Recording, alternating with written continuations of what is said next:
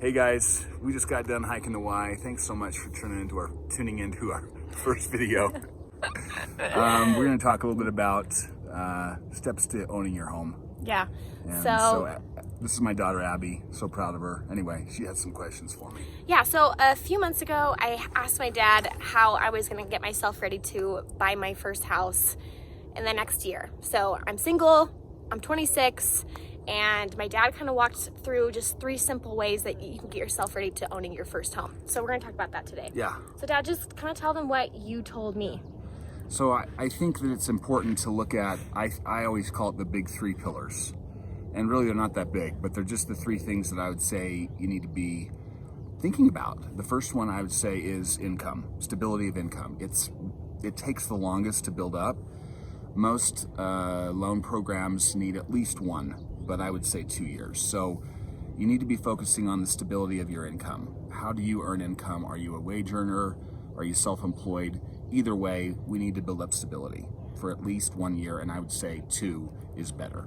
What do you think is like a good just base annual income? Like you got to make at least this much amount in order to get yourself into a house. I mean, it's really hard to say because it depends on what other debts you have, but I would say, that it's helpful, and again, I hate to get into numbers. It's going to depend on how much home you're trying to buy, but if you're someone who makes $40,000 a year, I would say, hey, you're in the range where you could start really thinking about getting something in the entry level. That's what I would say that I see.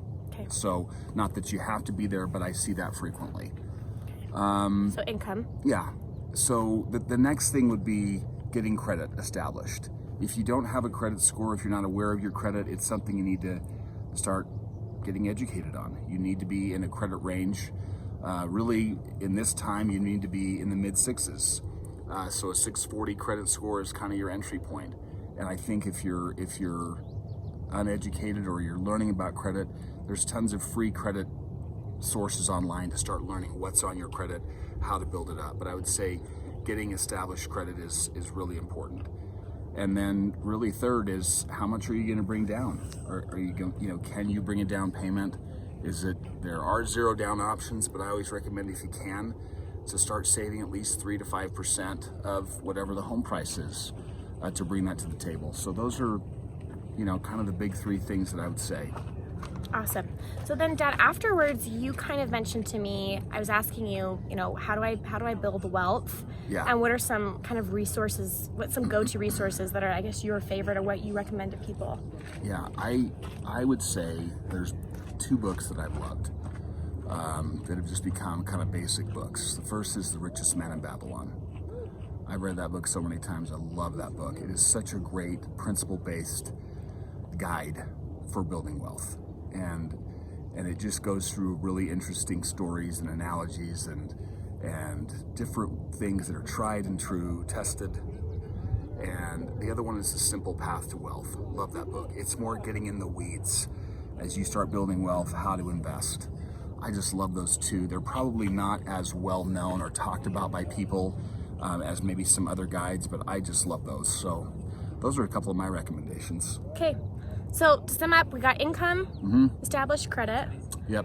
And then down payment. Down payment. Yep. 3 to 5% down, and then read some good books.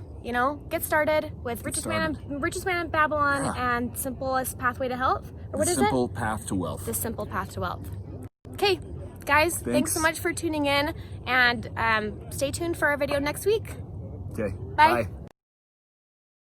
How was our time? Oh, well, it was, what I would call it today would be we exerted ourselves time, okay? It wasn't anything to necessarily record and post, but I felt like, 29 and a half minutes. It was pretty bad. It was pretty bad. You can't win them all. We had to do a video. We couldn't really do a great time, but you know what? Next time. We'll go for record time. We'll go for record time.